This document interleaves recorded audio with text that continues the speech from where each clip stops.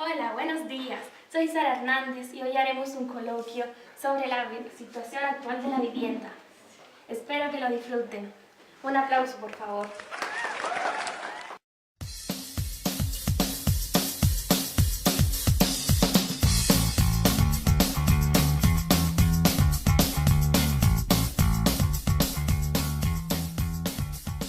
Buenos días, Yaritza. ¿Qué opina usted sobre lo que es la vivienda? Buenos días, Sara.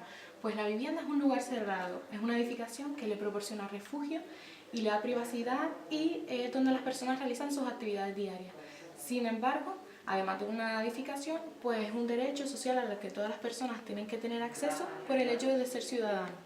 Debido a la crisis económica, este derecho está siendo vulnerado ya que muchas personas no tienen la capacidad de mantener económicamente una casa y entonces se ven en la calle sin hogar y se vulnera el derecho. Aparte, las medidas adoptadas por el Estado que se consideran y se llaman políticas de vivienda, pues surgieron en España de forma tardía en comparación con el resto de comunidades europeas y cabe mencionar que el Estado no está llevando las políticas de vivienda de una manera eficaz en la que la sociedad pueda salir adelante y por eso se están llevando a cabo numerosos desahucios, muchas personas se encuentran en la calle y el Estado no está promoviendo ninguna estrategia ni está adoptando ninguna medida para que España pueda salir adelante. Muchas gracias. Buenos días, Ancor. ¿Podría mencionarme algunas leyes relacionadas con la vivienda? Bueno, pues yo lo que te comentaría en principio sería el artículo 47 de la Constitución Española, que lo que viene a decir es que cualquier persona necesita una vivienda digna. Te lo leo un segundo si quieres. Sí, claro. Todos los españoles tienen derecho a disfrutar de una vivienda digna y adecuada.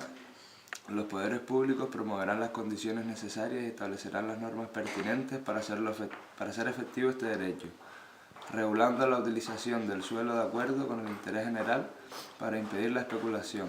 La comunidad participará en las plusvalías que genere la acción urbanística de los entes públicos. Esto viene a decir como que el Estado español es el principal responsable de que los ciudadanos tengan una vivienda, pero estamos viendo que la situación actual está pasando totalmente lo contrario. También existe una declaración de derechos universales en el que el artículo 25 también lo tengo por aquí, el artículo 25.1 de la Declaración Universal defiende que toda persona tiene derecho a un nivel de vida adecuado que le asegure, así como a su familia, la salud y el bienestar, y en especial la alimentación, el vestido y la vivienda. Por lo que cabe decir que la vivienda es uno de los pilares básicos de una persona, ¿no? Que sin ella no, pues como que no puede realizarse como tal.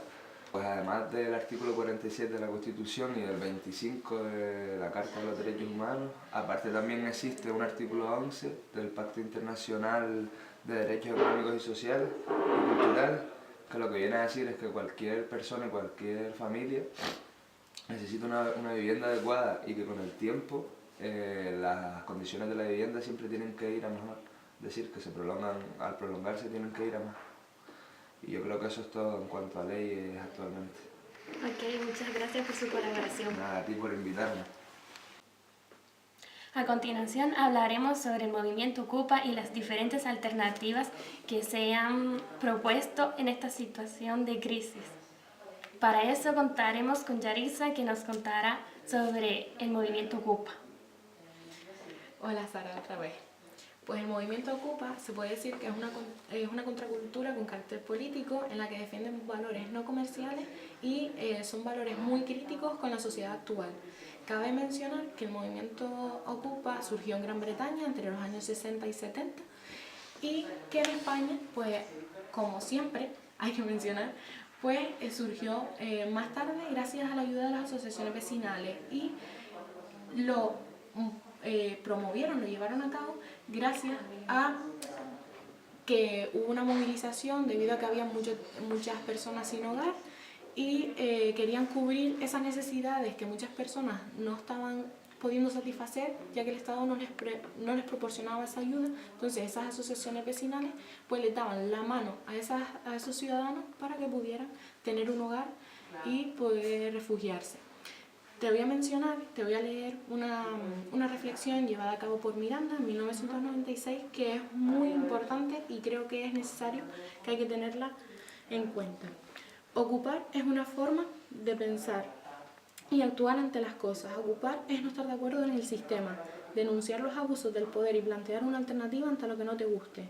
Ocupar es decir no a un capitalismo que excluye al que no baila al son de la música. No querer vivir para trabajar y trabajar para vivir. No querer hipotecar toda una vida para decir que esto es mío. Ocupar es decir no a las autoridades, decir no a las jerarquías, decir vales por lo que eres y no por lo que tienes. Ocupar es plantar cara a los que creen que está todo controlado. Ocupar es querer y necesitar espacios libres donde crecer, realizarse y crear. Creo que esta reflexión es necesario que la tengamos en cuenta, ya que explica muy bien lo que significa ser ocupa para una persona que está sin hogar. Muchas gracias y muy buena reflexión. Bueno, a continuación Alba y Coraima nos comentarán las alternativas a la forma de vivienda tradicional. Hola Sara. Bueno, la actual situación económica y social presenta un panorama en el que se hace necesario la búsqueda de soluciones imaginativas e innovadoras que ofrezcan soluciones tratando de superar el binomio propiedad-alquiler. Estas alternativas se presentan como una oportunidad de acceso a la vivienda para personas con pocos recursos económicos. Algunos de los programas desarrollados con éxito en algunas zonas y que nos pueden servir de referencia son, por ejemplo, la Varsovería Urbana y el Plan Territorial Sectorial de Vivienda de Cataluña, que consiste en ceder pisos vacíos y degradados a aquellas familias que puedan rehabilitarlos a cambio de un alquiler simbólico. Cada vez son más los municipios de Cataluña que apuestan por esta alternativa. Luego, otro programa de la Generalitat sería, por ejemplo, la convivencia intergeneracional, que se trata de personas de tercera edad comparten piso con personas jóvenes que necesitan una casa. Luego, otras fórmulas de acceso serían los pisos compartidos, donde el alquiler de habitaciones es una fórmula para solucionar estos problemas de vivienda. Y el único problema es que no está contemplado en la ley de arrendamientos urbanos, por lo que en la publicación El acceso a vivir en tiempos de crisis apunta a la necesidad de regular esto para habilitar parcialmente una vivienda, pues estas personas se encuentran en una posición jurídica más débil que los que tienen un contrato. Hoy en día existe una creciente demanda de alquiler de habitaciones y numerosas plataformas hacen de intermediarios entre propietarios y posibles inquilinos. Y ahora nos trasladamos a Estados Unidos, donde encontramos el Couchsurfing, que es una empresa estadounidense que ofrece a sus usuarios la posibilidad de intercambiar de un intercambio de hospitalidad y de un servicio además de redes sociales. El Couchsurfing ofrece 4 modalidades de acción y entre ellas estaría ofrecer gratuitamente el sofá de nuestra casa y para aquellas personas que busquen un sitio donde dormir, incluso compartir actividades entre los mismos miembros de esta red social. Muy interesante. Y ahora, Alba, ¿podrías comentarnos algo sobre la entrevista que realizaste a una persona ocupa? Hola Sara, sí, nosotras hemos querido acercarnos un poco más a la realidad y para ello nos hemos puesto en contacto con una persona ocupa. Esta persona es una educadora social que en un momento de su vida, al verse sin dinero en Madrid, pues decidió irse a una casa ocupa para poder mantenerse y buscar un trabajo ahí. Ella nos cuenta que la única alternativa de seguir buscando trabajo en la ciudad era trasladarnos a una vivienda ocupa. Además, que cuando llegó a ese nuevo hogar, llevaban 6 años ocupándolo, solo estaba la estructura del edificio y cada uno, mientras llegaba, tenía que ir construyendo su habitación, su baño, porque no había nada, era todo bloque. Por otro lado, desde su experiencia nos habla cómo percibía la seguridad en ese lugar, y cito textualmente lo que nos dijo.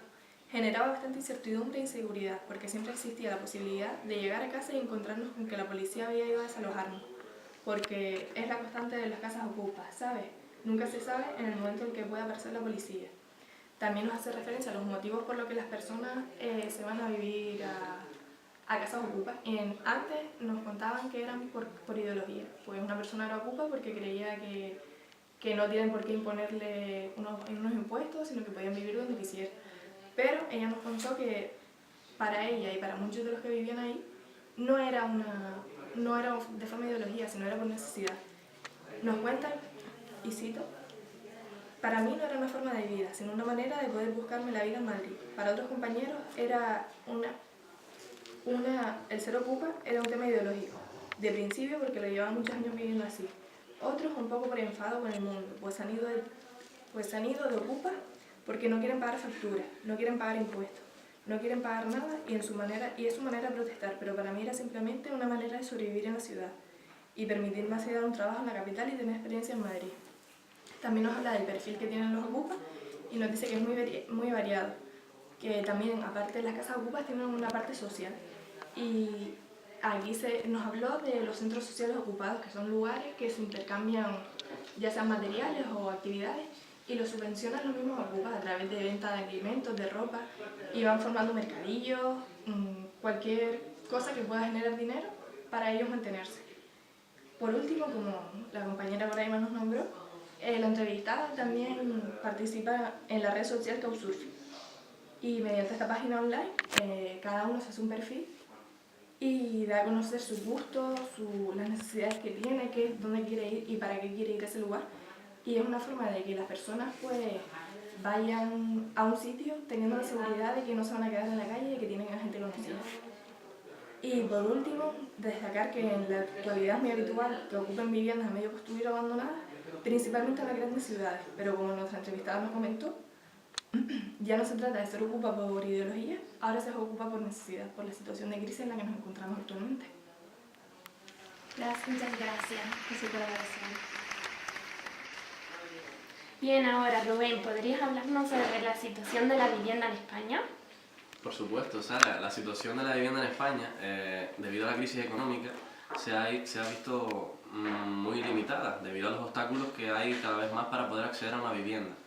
Aún así, a pesar de ser un derecho fundamental para la emancipación, la integración y un derecho básico, pues siguen habiendo obstáculos. Uno de ellos, por ejemplo, es la subida de los precios de la vivienda, que junto a las casas de intervención pública han hecho que muchos jóvenes pues, estén al borde de la exclusión social.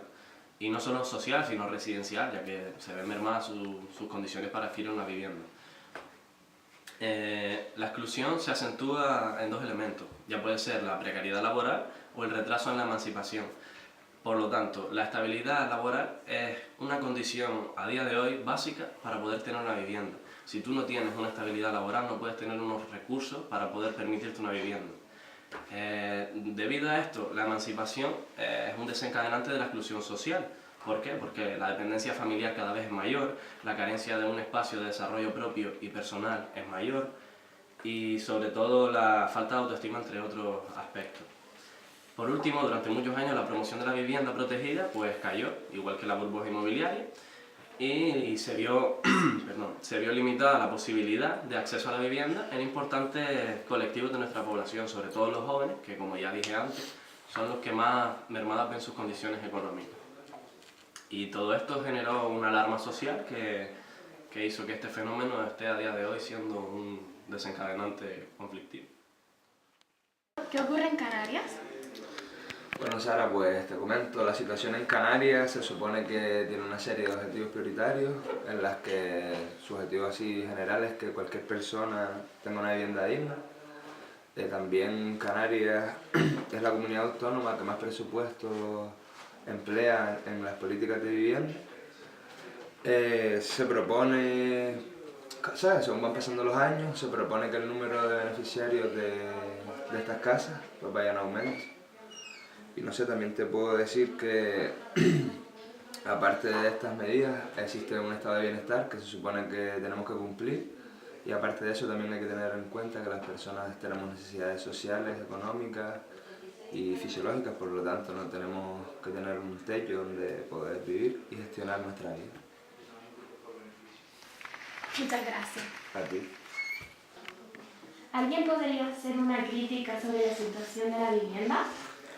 Pues yo creo que el compañero Rubén sería capaz de hacer una buena crítica sobre la situación. Podríamos hacer una crítica muy breve que iría principalmente enfocada a lo que las políticas sociales se refiere. Es decir, la vivienda en España se encuentra en una situación que ha estado marcada por las políticas sociales europeas y existen muchas razones de las cuales podemos destacar como factor principal la crisis económica. Pero no solo influiría eso, sino que también influyen factores como pueden ser la caída de los precios de la vivienda, los problemas del sistema bancario español, las empresas promotoras y constructoras que también juegan un papel importante, la especulación económica que hay detrás de la vivienda, las altas expectativas hacia el futuro con respecto a las políticas en vivienda y no solo las políticas sino al sistema inmobiliario en sí y sobre todo a la demanda histórica de la vivienda que realmente no se ajusta a lo que actualmente se demanda. ¿Por qué? Porque hoy en día casi nadie compra una vivienda. ¿Por qué? Porque no se la pueden permitir. En 2009 es evidente que la burbuja inmobiliaria estallase porque en nuestro país se dependía principalmente de una industria que era la industria de la construcción. ¿Y qué pasó? Que realmente se terminó por endeudar toda esa industria y eso agravó la situación y por tanto subió el tipo de interés y aumentó así en España el paro y aspectos como la morosidad. Ya la gente se dedicaba a no pagar nada y de ahí surgió también movimientos como puede ser Desahucios, por ejemplo. los stop desahucios, etc. Por último decir que también las consecuencias de toda esta coyuntura económica y la falta de control sobre la vivienda se reflejan no solo ya en la mala situación en España, sino si nos enfocamos más a un nivel más micro, pues podríamos decir que todo esto se ve reflejado en la mala situación de muchas personas que están sufriendo esta necesidad y que realmente por parte de las políticas públicas no se está cubriendo esta gran necesidad, no se regula. Y por tanto muchas familias quedan abandonadas y ya no solo familias, sino personas jóvenes que emprenden un viaje en solitario y quieren emanciparse y se ven mermados en el sentido de que tienen que volver a casa. Todo esto, añadir que la participación política es escasa en el sentido de involucrarse con las políticas con respecto a la vivienda y lo que más me molesta a mí como estudiante y como persona, en el sentido de ciudadano de España, es que haya tampoco poca movilización social por parte de nosotros para demandar ese derecho Derecho fundamental. que es tan fundamental como cualquier otro. Y ni siquiera para la recuperación del propio sector del inmobiliario, pues se están regulando políticas o medidas que garanticen este derecho. Para finalizar, realizaré una reflexión general sobre las noticias más relevantes de los últimos meses. Como podemos observar, prácticamente todas las noticias están relacionadas con los desahucios, por las políticas sociales de viviendas implantadas por el gobierno central. Cabe decir que son medidas muy retrógradas y afectan la dignidad de la persona, aumentando así la desigualdad social. Asimismo, hay que señalar que la partida presupuestaria ha caído un 26%, siendo unas 587 millones de euros. Al no poder ser atendidas estas personas desde el ámbito estatal, las ONG como Cáritas o los centros de refugiados para los sin techo están al límite de su capacidad. Espero que hayan disfrutado este programa y nos vemos el próximo día.